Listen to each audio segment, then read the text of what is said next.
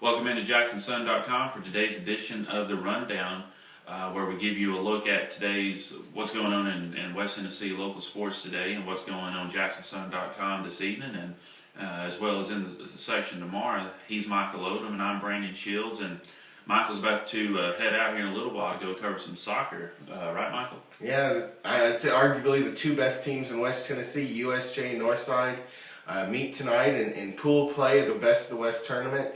USJ's got a potent attack with Michael Masavich, Hunter Anthony, Donovan Eubank. Northside will counter-attack that with players like Freddie Ramirez and Rafael Atalano. It should be a very good soccer game. I see these two as the top two out of that group, and could very well play next Monday for the Best of the West championship. So these are the two arguably best teams in West Tennessee? Yeah. He'll be at USJ at 7 o'clock for anyone who wants to argue with him.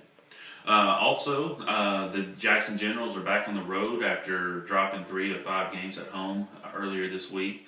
They're at Chattanooga, and the first game of that series against the Lookouts will start at 6:15 this evening.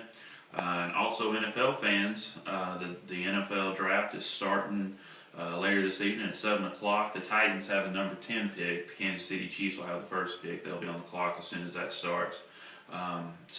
And by the way, speaking of the NFL draft, if you're not in a place where you can keep up with it, if you're going to be at the soccer game or wherever, we will be putting up each pick on our Twitter account, on my Twitter account at JSEditorBrandon, and on our Facebook page if you like Jackson Sun Sports. So if you're just looking for a way to keep up with it, keep up with the draft, you can do it that way.